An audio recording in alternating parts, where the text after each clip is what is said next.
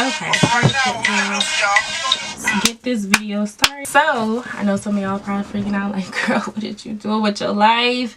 Why you not eating? What is going on? Why? So, I really just kind of want to just talk about my journey and, you know, how that whole process worked. Because it's not like one day I woke up and I was like, I'm not going to eat today. I'm not going to eat ever. It wasn't like that at all, and I definitely don't suggest you do that if you are interested in eating like one meal every other day or intermittent fasting or anything like that. In the Nation of Islam, children are not required to fast or do one meal a day or anything like that. 13 or 14 to 16, I was transitioning, not necessarily like, I don't ever remember really having thoughts like of, okay, today is the day I'm going to start eating one meal a day. It was just really like a natural process for me, because it would just get to the point where I just wouldn't get hungry. Whenever I wasn't hungry, I just wouldn't eat.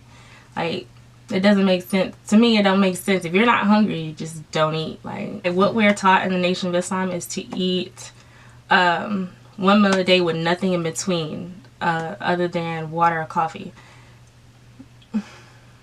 It wasn't like that. Even though I was eating like only one meal, I would still, sometimes, it wasn't like all the time, but sometimes I had like a little bag of chips, you know, a little something in between. And it wasn't like that was, I was, in my head, I was basically trying to justify.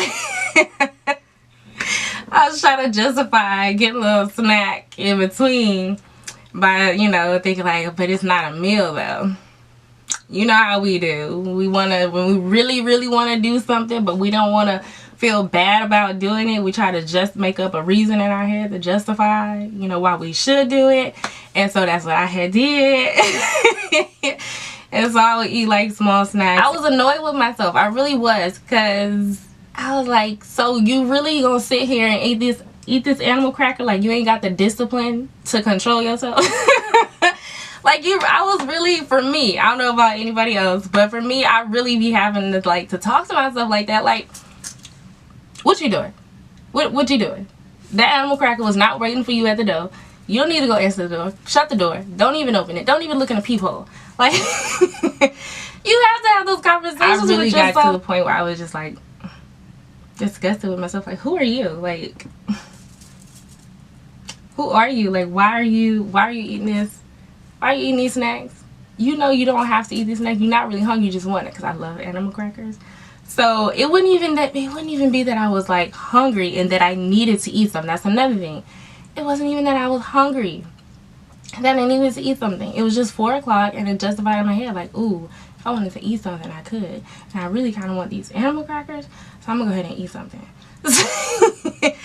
So yeah, you gotta get your head right. Get your head right, because that's a huge It wasn't until about a year or two ago that I got like really serious about it and just really intentionally tried not to eat anything in between meals other than water or coffee.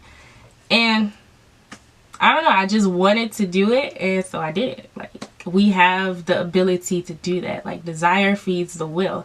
When you desire something and you want something and you know that's what you're going to do, you're going to have to dedicate the time and energy and discipline. OMG.